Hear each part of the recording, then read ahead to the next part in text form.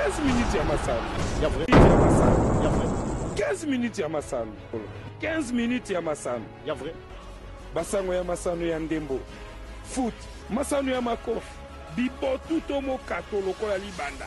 Basket. Volley. Handball. Topé rugby. Tennis de table. Ping-pong. Long tennis. Tous les jours. Ya vrai. 15 minutes ya masano. Mbote na balandi nyonso ya 15 minutes ya masano. Mbote place bozwa mi nyonso na ba province bozwa mi place nyonso bozo capter émission ya 15 minutes masano. Mbote na bino. Lelo tozalaki à la découverte ya centre académique au Franel au ezwami na direction générale Kabambar na commune ya Kinshasa na avenue Kalembelembe 58 place Itosolo la ki na secrétaire général ya centre académique au Franel. Nyonso Borolandango na 15 minutes à Masano. 15 minutes à Masano. Ya vrai. Jamais Zala, jamais Salama na TV moko awa na Léo. Centre académique au Franel, Zala qui moko ya ba envie na biso.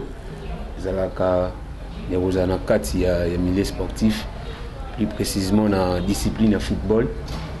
Ezalaki na ndeko na ngai ami na ngai frère na kombo ya Rodrigue Muyamba Musalu oyo azali initiateur ya Académie Franel azwaki likanisi ya koencadrer jeunesse na kati ya masolo ya football nde ayaki koapproche ngai ndeko na ye pour que ensemble to multiplier ba idée pour que to concrétiser projet monene tozala nango.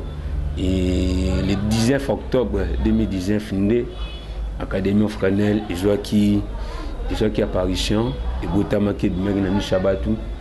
Depuis le 19 octobre 2019, Tilelo, tout ça en 2021, tout ça qu'on encadré, qu'on formé de 8 à 21 ans dans ma soleil Ndembo. Officiellement, d'abord, on a dit sur la place de Zali, ils ont reconnu la commune, tout ça, le candidat sur la commune à Kinshasa. Deuxièmement, tu as reconnu na FECOFA parce que déjà tu as la lettre d'agrément pour qu'il matricule Bima, tu as enregistré na FECOFA et statut na biso za légalisé. Donc tu as vraiment les documents tu as na place très visible. Déjà place que ça la entraînement on a celui tu as reconnu officiellement. D'abord, on va parler de partout. Premièrement, Académie Franel, tous allés formés, encadrés de 8 à 21 ans. Déjà, tout dérange à la vie scolaire, c'est-à-dire, ceux qui sont dans la classe avant midi, après midi, donc c'est-à-dire dans le soir. Ceux qui, et ça, les parents, le bilan, moi, on a joué à la classe à quoi entraînement. Moi, je bon à samedi. Donc, ce bano la classe tout à midi, tout à l'heure, on est en moi. Tout le monde moi na une classe tout déranger vie scolaire na pour na balé non.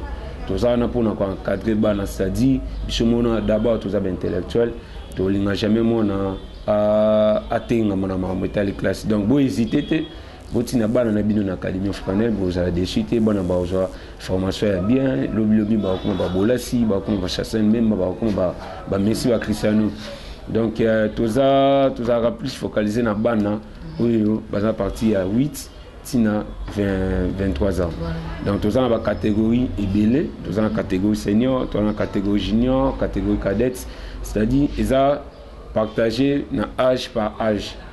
Et deuxièmement, sécurité Zali, parce que Bishomo te verra sévèrement na bana, na moment où ça l'entraînement, na moment où ça va être match, tout ça là na bango à tout moment. Alors inscription Zali na primo na roba promotionnel, ils ont na $10 ya pamba. Donc chaque mois on a eu na $10 on a eu, tu remettre les cartes à joueur, tu remettre les équipements et entraînement, c'est-à-dire vareuse bas.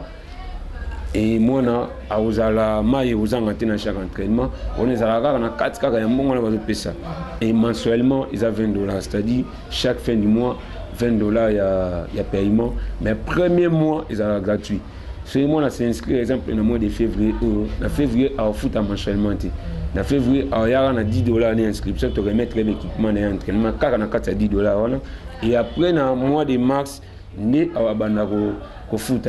Et ce qui peut moi, à s'adapter facilement tu comprends le magana te pecho vraiment na talent pe volonté mamno so bana bongo to longona bango na paiement mensuel donc bana bongo ba koma sikoyo ba jouer maison ya biso moko to longol mam ya paiement to miso ko pesa bango sikoyo encadrement différemment na bano baza vraiment na niveau te quoi parce que ezalaka formation par formation dépendant na ndenge mwana voilà na niveau ya mwana surtout mlinga mwana ma footer ko te donner balle ko pesa passe à éviter mwana bongo pas dans encadrement ou italien alors ko futa pe za différent na mwana o déjà zo sopa zo frapper au sana mamna donc c'est un peu ça numéro de sur téléphone eza plus de 143 81 644 50 47 bio na biso eza plus de 143 81 644 50 47 bio na biso ezali na avenue Kalembelembe numéro 58 croisement Bokassa Kalembelembe na commune ya Kinshasa et terrain na biso plateau sala entraînement eza na Tata Raphaël stade Tata Raphaël précisément na terrain parc 4 tozala wana chaque lundi mercredi vendredi de 11h à 14h donc le terrain stade Tata Raphaël précisément na parc 4 de 11h à 14h chaque lundi, mercredi et vendredi. Donc, vous hésitez, vous allez dessus. 15 minutes à Massal. Jamais Zala, jamais Salamana TV Moko Awana Léo. Toujours dans le cadre, il y a centre à la découverte, il y a centre académique au Franel. Beaucoup comme on a dit tout solo là. Na secrétaire général, il y a centre académique au Franel. Si on dit tout solo là, na entraîneur, na athlète, na yéningi ba pesa qui message na 15 minutes à Massano, tout landa bangona. En tout cas, dans le Franel, tout nga kozala na très à l'aise, tout chaka bango très à l'aise parce que ça sport au bango ba pona. À l'époque, tu as vu que ba les acquis quand bana ko lingate bana obeta mele to comprendre que chance za mingi na jeunesse congolais on to tika bango ba vouloir na football obeta au Franel eza académie au Franel eza académie au Franel tous a na ambition ya ko transférer ba joueur na une grande équipe même il y a Congo même il y a Libanda il y a pays na biso pays Europe pays sous même d'Asie ba okende parce que en Franel tous a ba qualité belé pe tous a bana baza discipliné. Dans la musala oya sport soki mutu ache discipline na musala na ende amona développement. Au Franel Academy ils ont 3 catégories na 4 tous en I13 tous en I17 puis tous en senior. Senior na biso yango to travailler dans quelques minutes puis I17 na I13 ba ko tabaya ko travailler. Porte ça ouvert parce que tous en temps ya formation na I13 na I17. Tant au former joueurs surtout moni au mati qualité no mati net obtindi yo mbamo na senior. Na senior tous ça déjà na ba joueurs au bazo comprendre pe ba joueurs baza bientôt là to ba transférer ba misu ba okende déjà parce que bazo déjà au point roté kama. Entraînement ya Franel eza lundi 12h à 14h dans 20 mai à part 4 mercredi 12h 14h vendredi 12h 14h dans 3 jours la semaine. 15 minutes à Massal. Jamais Zala, jamais Salamana TV Moko Awana Léo.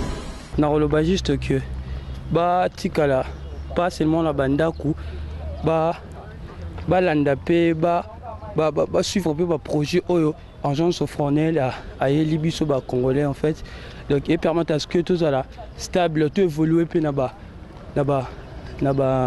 ligne na biso à football et c'est pas important en tout cas là il faut venir chercher là où besoin entraîner besoin cadrer des jeunes pour tout avancer dans jeunesse congolaise. Avantage c'est ce que de un ils ont déjà visibilité ou peut-être ailleurs tu vas nous rejoindre et j'ai eu à jouer beaucoup de matchs et faire à ce que nous avancé déjà dans la carrière footballistique. Encadrement est bien, je dirais, parce que on a victime dans l'académie, encadrement est bien. Et puis, on se le cola demande bassin arabiso. Les appels favorables pour Nabiso permettent à ce que peut tout avancer. Donc tout est parfait. Académie au Franel, tout bandana na recrutement. Tout bandana na recrutement, tout bandana na la limité première. Baba regretter les joueurs. Bapesa ba papier na bango. Bapesa ba papier. Biso pe to kindara. To ko tsara ba demand, to tsara ba demand. Bapesa biso pe ba jour to travail. To kindara pe esimbara. Ya wana moni na na académie. Puis makama malamu ezalia. Po aussi makama malamu ezali te to ngato kima po ba joueur biso to za loka basi. To wana ba caprice be to landara place ma ezo chola. ngana oyebisa bango balabala bon eza mpena bien te baya awa barecréer awa mpo awa visibilité ezali mama oyo aza na bana na ye oyo balingaka bale makasi baya kokomisa bana bango na académie Ofranel bao balingi bale lokola ngai o balingi bakoma lokola ngai donc académie na bino yango oyo Ofranel académie ba jeune donc awa toza mpena na formation moko nayebi te na koloba nini donc awa toza na formation ya makasi ya bien mpe en plus makambo ezali ebele envoyé belé pour l'académie Ofranel. Ba maman to ba papa baza na posa ko kota ya bana bango beta balle le rôle ngai, ba mo le rôle ngai, ba na académie Ofranel makambo bien. Le logo attiré ngana ko na académie Ofranel pour na taki salon encadrement ndé ezali awa salon matière pour oza musala na biso donc alors on a na yo cours les musala salon matière na zo pesa ma awa. Rencontre, il y a des équipes, il y a des centres académiques, match amical, centre académique Ofranel et puis centre académique Showguest. Et puis, Moko, il y a I17, coach Eric Tubassou, à Zangisaki Malobate. Pour la rencontre, il y a des centres académiques. En fait, invitanga mingi na ba académie. Et c'est une académie, Showcase Académie à Dubaï, ça là déjà presque.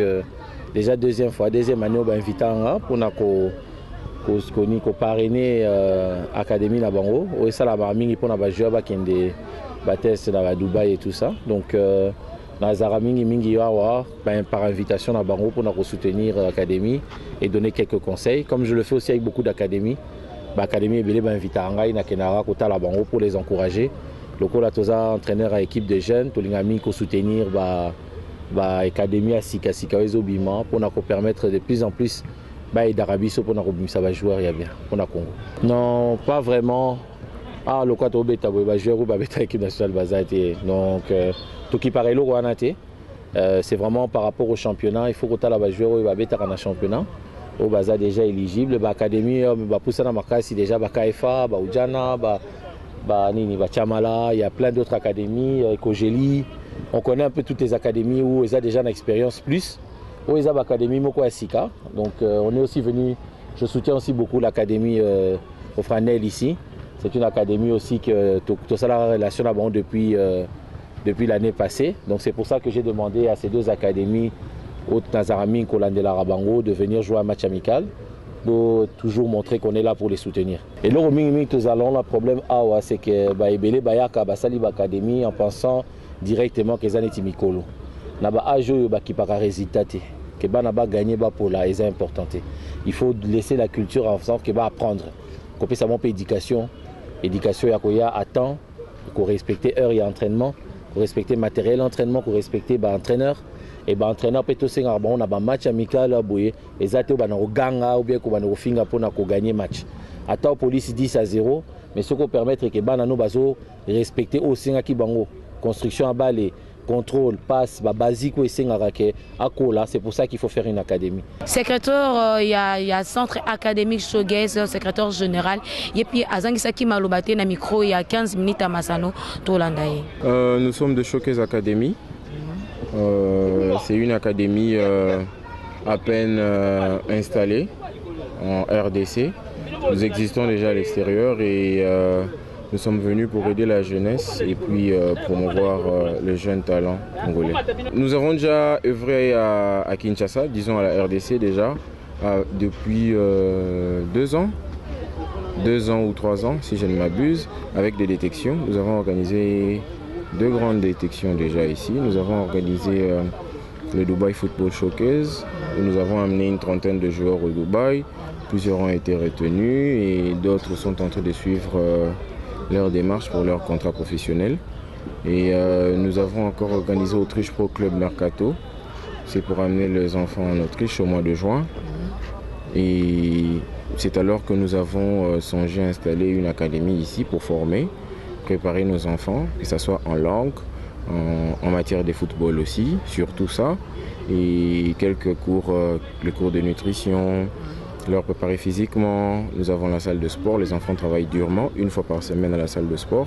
et puis travaillent 4 fois au terrain. Ils ont leur cours d'anglais et pour leur préparer à toute éventualité à l'extérieur. Lelo 15 minutes à Massano et Zalaki à la découverte à centre académique au Franel et tout cela qui n'a pas de beau tout colanda bilili et bazang sa qui malobate balobi porte na bango eza polele bazo ça la recrutement et bandi na âge il y a 10 ans mata bazang sa qui malobate na micro il y a 15 minutes à Massano papa maman plus aux amis Hollandi aux Hollanda 15 minutes à Massano centre au Franel et zo recruter bana babeta bale na balabala te bazo formation moko ya malamu mema bana na centre académique au Franel na pesi merci na Cindy Montréal mon caméraman na pesi merci na Musala malamu et pourquoi pas papa Jori et na pesi balandi nyoso 15 minutes à Massano mbote ni bisika nyoso bozwami tokutani à la prochaine.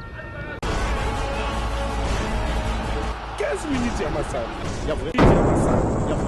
15 minutes à Massano. 15 minutes à Massano. Ya vrai. Basango ya Massano ya ndembo. Foot. Massano ya makof. Bipo tout mo kato lokola libanda. Basket, volley, handball, topé, rugby, tennis de table, ping-pong, long tennis. Tous les jours. Ya vrai. 15 minutes à Massano.